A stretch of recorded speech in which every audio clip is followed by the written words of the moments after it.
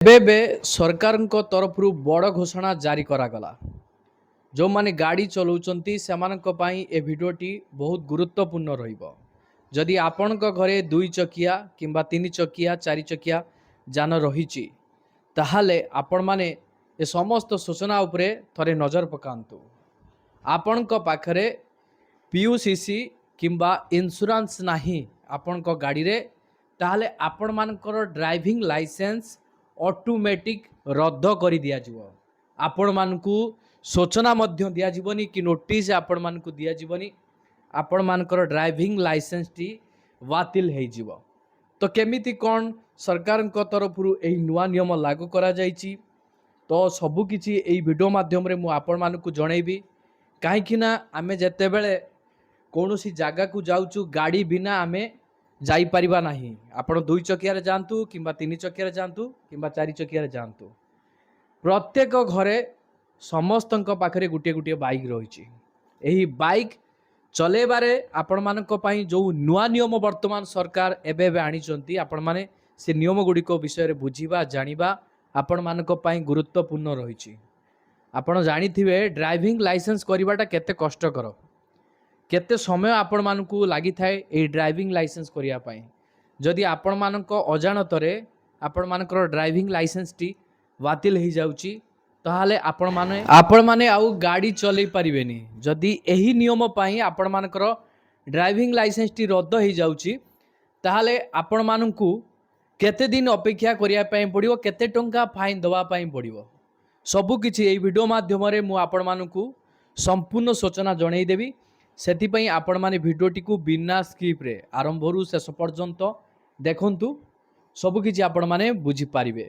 ତ ତା ପୂର୍ବରୁ ଆପଣମାନଙ୍କୁ କହି ରଖିବି, ଚ୍ୟାନେଲରେ ଯଦି ନୂଆ କରି ଆପଣମାନେ ଭିଡ଼ିଓଟି ଦେଖୁଥାନ୍ତି, ତାହେଲେ ଭିଡ଼ିଓକୁ ଲାଇକ୍ କରି ଚ୍ୟାନେଲକୁ ସବସ୍କ୍ରାଇବ୍ କରି ପାଖରେ ଥିବା ବେଲ୍ ଆଇକନ୍କୁ କ୍ଲିକ୍ କରିବାକୁ ଜମା ବି ଭୁଲିବେନି। କାରଣ ଏଇଭଳି ନୂଆ ନୂଆ ଅପଡ଼େଟ୍ ଏବଂ ଗୁରୁତ୍ୱପୂର୍ଣ୍ଣ ଭିଡ଼ିଓ ଗୁଡ଼ିକ ଆପଣମାନେ ଡେଲି ପାଇପାରିବେ ସର୍ବପ୍ରଥମେ ଏହି ଚ୍ୟାନେଲ ମାଧ୍ୟମରୁ। ତ ସେଥିପାଇଁ ଯଦି ଏପର୍ଯ୍ୟନ୍ତ ଆପଣ ଭିଡ଼ିଓଟି ଦେଖୁଛନ୍ତି, ଚ୍ୟାନେଲକୁ ସବସ୍କ୍ରାଇବ୍ କରିନାହାନ୍ତି, ତାହେଲେ ଡେରି ନ କରି ଚ୍ୟାନେଲକୁ ସବସ୍କ୍ରାଇବ୍ କରି ଭିଡ଼ିଓକୁ ଗୋଟେ ଲାଇକ୍ କରି ବେଲ୍ ଆଇକନ୍ କ୍ଲିକ୍ କରିବାକୁ ଜମା ବି ଭୁଲିବେନି। କାରଣ ଏଥିପାଇଁ କହୁଛି ଗୁରୁତ୍ୱପୂର୍ଣ୍ଣ ଖବର ସଦା ସର୍ବଦା ଆପଣଙ୍କ ପାଖରେ। ଆସନ୍ତୁ ଡେରି ନ କରି ମୁଖ୍ୟ ବିଷୟବସ୍ତୁ ଉପରେ ନଜର ପକାଇବା। ଦେଖନ୍ତୁ, ସରକାରଙ୍କର ବଡ଼ କଟକଣା, PUCC ଓ ଇନ୍ସୁରାନ୍ସ ନଥିଲେ ଆପେ ଆପେ କଟିଯିବ ଡ୍ରାଇଭିଂ ଲାଇସେନ୍ସ। ଦେଖନ୍ତୁ, ବ୍ୟସ୍ତବହୁଳ ଜୀବନ ଭିତରେ ଲୋକମାନେ ମଧ୍ୟ କେୟାରଲେସ୍ କାମ କରିଥାନ୍ତି ତାଙ୍କ ଅଜାଣତରେ। ଯେତେବେଳେ କିଛି ଅସୁବିଧା ହେଇଥାଏ ସେତେବେଳେ ସେମାନେ ସଚେତନ ହେଇଥାନ୍ତି। ଏଇଟା ଓଡ଼ିଆ ଲୋକଙ୍କର ବଡ଼ ଦସ୍ତୁର। ଏବେ ତ ଆପଣ ଭାବୁଥିବେ ସେମିତି କିଛି ଚେକିଂ ନାହିଁ, ଆପଣ ବି କେୟାର ବି ନେବେ ନାହିଁ। ଇନ୍ସୁରାନ୍ସ ସରିଥିଲେ ବି ଆପଣମାନେ ନଜର ଅନ୍ଦାଜ କରି ଆପଣଙ୍କ କାମରେ ଆପଣ ଯିବେ। ଆପଣମାନେ ଅଜାଣତରେ ବଡ଼ ଭୁଲ ବି କରିଦେଉଛନ୍ତି। ଆପଣ ଟ୍ରାଫିକ୍ ପୁଲିସ ଥିଲେ ଆପଣମାନଙ୍କର ଚେକିଂ ହେବ ଗାଡ଼ି। RTO ଗାଡ଼ି ରଖି ରାସ୍ତାରେ ଅଟକାଇ ଆପଣମାନଙ୍କୁ ଚେକିଂ କରିବାର ଯେଉଁ ପଦ୍ଧତି ଥିଲା, ପୁରୁଣା ପଦ୍ଧତି, ଏବେ ସେଇଟା ଆପଣ ଭୁଲି ଯାଆନ୍ତୁ। ଏବେ ଡିଜିଟାଲ ଦୁନିଆ ମାଧ୍ୟମରେ ୱାଇଫାଇ କ୍ୟାମେରା ସବୁଆଡ଼େ ଲାଗିଛି। ଆପଣଙ୍କର ଗାଡ଼ି ନମ୍ବରକୁ ଆଇଡେଣ୍ଟିଫାଏ କରାଯିବ। ଆପଣଙ୍କ ଗାଡ଼ି ନମ୍ବର ସାହାଯ୍ୟରେ ଆପଣମାନଙ୍କର କ'ଣ କ'ଣ ଡକୁମେଣ୍ଟସ୍ ଆପଣଙ୍କ ଗାଡ଼ିରେ ଆଭେଲେବୁଲ୍ ଅଛି, ସବୁକିଛି RTO ପୁଲିସ ଜାଣିପାରିବେ। ଯାହାଫଳରେ ଆପଣମାନଙ୍କୁ ଅନଲାଇନ୍ ମାଧ୍ୟମରେ ଚାଲାଣ ପଠାଯିବ। ଯେତେବେଳେ ହଠାତ୍ ଆପଣଙ୍କ ମୋବାଇଲକୁ SMS ଆସିଯିବ ଯେ ଆପଣମାନଙ୍କର ଚାଲାଣ କଟିଲା, ସେତେବେଳେ ଆପଣମାନଙ୍କର ମୁଣ୍ଡ ଖରାପ ହେଇଯିବ। ଯାହା ଖବରରେ ମେନସନ୍ ରହିଛି, କେନ୍ଦ୍ର ସରକାରଙ୍କ ବଡ଼ କଟକଣା, ପ୍ରଦୂଷଣ ପ୍ରମାଣପତ୍ର ଅର୍ଥାତ୍ PUCC କିମ୍ବା ବୀମା କରିନଥିଲେ ଗାଡ଼ିର ପଞ୍ଜୀକରଣ ପ୍ରମାଣପତ୍ର RC ସତ ବାତିଲ ହେବ। ଏଥିସହ ରାସ୍ତାରେ ଚଲାଉଥିବା ସମୟରେ ଧରା ପଡ଼ିଲେ ମୋଟା ଅଙ୍କର ଜରିମାନା ମଧ୍ୟ ଦେବାକୁ ପଡ଼ିବ। ଏହି ନୂଆ ନିୟମ ଲାଗୁ କରିବା ପାଇଁ ବାହନ ପୋର୍ଟାଲରେ ଗାଡ଼ିଗୁଡ଼ିକର ବିଭକ୍ତିକରଣ କରାଯିବା ସହ ଆବଶ୍ୟକ ପରିବର୍ତ୍ତନ କରାଯିବା ପାଇଁ ନିର୍ଦ୍ଦେଶ ଦିଆଯାଇଛି। ବର୍ତ୍ତମାନ କେନ୍ଦ୍ର ସରକାରଙ୍କ ତରଫରୁ ଗାଡ଼ି ଚାଳକଙ୍କ ପାଇଁ ବଡ଼ ଘୋଷଣା ଜାରି କରାଯାଇଛି।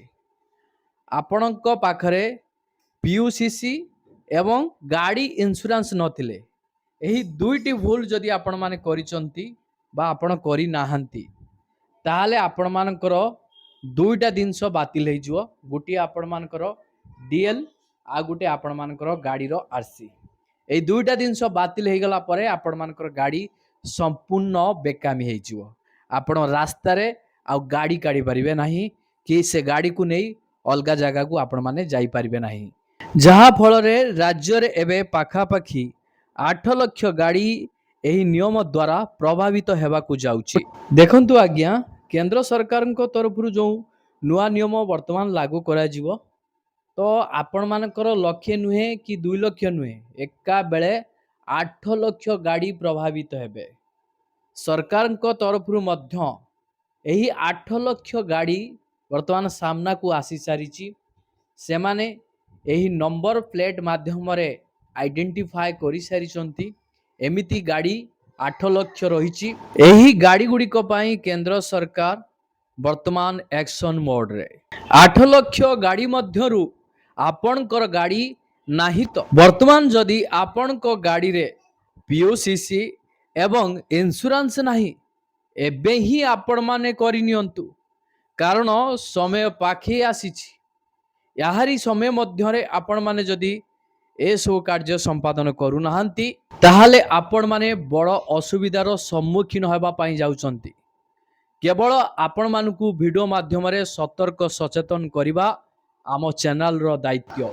ନୂଆ ନିୟମ ଅନୁସାରେ ଗାଡ଼ି ଗୁଡ଼ିକକୁ permanent archive, temporary archive, active non compliant, article compliant ପରି 4 ଭାଗରେ ବିଭକ୍ତ କରାଯାଇଛି। ଅଣ ବାଣିଜ୍ୟିକ ଗାଡ଼ି ଗୁଡ଼ିକ ମଧ୍ୟରେ 15 ବର୍ଷରୁ କମ୍ ପୁରୁଣା ଗାଡ଼ିର 2 ବର୍ଷରୁ କମ୍ ସମୟ ଧରି ପିଓସିସି କିମ୍ବା ବୀମା ହୋଇନଥିଲେ ତାହାକୁ ଆକ୍ଟିଭ୍ ନନ୍ କମ୍ପ୍ଲାଏଣ୍ଟ ବର୍ଗରେ ନିଆଯିବ। ଅର୍ଥାତ୍ ଉକ୍ତ ଗାଡ଼ିଗୁଡ଼ିକ ସକ୍ରିୟ ଅଛନ୍ତି କିନ୍ତୁ କୌଣସି କାଗଜପତ୍ର କରିନାହାନ୍ତି ବୋଲି ଧରାଯିବ। ସେହିପରି ଯଦି ବୀମା ଅବଧି 2 ବର୍ଷରୁ ଅଧିକ ଓ 3 ବର୍ଷରୁ କମ୍ ଥାଏ ତାହାକୁ ଟେମ୍ପୋରାରୀ ଆର୍କାଇଭ୍ ଅର୍ଥାତ୍ ଅସ୍ଥାୟୀ ଭାବେ ସଡ଼କ ପାଇଁ ଅନୁପଯୁକ୍ତ ବୋଲି ଧରି ନିଆଯିବ। ବୀମା ଓ ପିଓସିସି କରିବା ପରେ ସେମାନେ ଆକ୍ଟିଭ୍ କମ୍ପ୍ଲାଏଣ୍ଟ ବର୍ଗକୁ ଆସିଯିବେ। ଯେଉଁମାନେ ପିଓସିସି କିମ୍ବା ବୀମା 3 ବର୍ଷରୁ ଅଧିକ ସମୟ ଧରି କରିନାହାନ୍ତି ସେମାନଙ୍କୁ ପରମାନେଣ୍ଟ ଆର୍କାଇଭ୍ ବର୍ଗର ରଖାଯିବ। ଅର୍ଥାତ୍ ସ୍ଥାୟୀ ଭାବେ ସେମାନେ ସଡ଼କକୁ ଆସିବାକୁ ଅନୁପଯୁକ୍ତ ବୋଲି ଧରାଯିବ ଏବଂ ସେମାନଙ୍କ ଆର୍ସି ବାତିଲ ହୋଇଯିବ। ଦେଖନ୍ତୁ, ଏହି ନୂଆ ନିୟମ ଅନୁସାରେ ଆପଣମାନଙ୍କୁ କାମ କରିବା ପାଇଁ ପଡ଼ିବ। ଯଦି ଆପଣଙ୍କ ଗାଡ଼ିରେ ଏହି ଦୁଇଟି ଜିନିଷ ନାହିଁ ଆପଣମାନେ ତୁରନ୍ତ କରିନିଅନ୍ତୁ। ଗୋଟିଏ ଆପଣମାନଙ୍କର ପ୍ରଦୂଷଣ ପ୍ରମାଣପତ୍ର, ଆଉ ଗୋଟିଏ ଆପଣମାନଙ୍କର ଗାଡ଼ିର ବୀମା। ଏହି ଦୁଇଟି କାଗଜପତ୍ର ଆପଣମାନଙ୍କ ପାଇଁ ବହୁତ ଗୁରୁତ୍ୱପୂର୍ଣ୍ଣ ରହିବ। ଯଦି ଏହି ଦୁଇଟି ଡକୁମେଣ୍ଟ ଆପଣଙ୍କ ପାଖରେ ନାହିଁ ତାହେଲେ ଆପଣମାନଙ୍କର ଅନେକ କ୍ଷତି ହେବା ପାଇଁ ଯାଉଛି। ଗାଡ଼ି ଆଉ ଆପଣମାନଙ୍କର ରାସ୍ତାରେ ଗଡ଼ିବନି।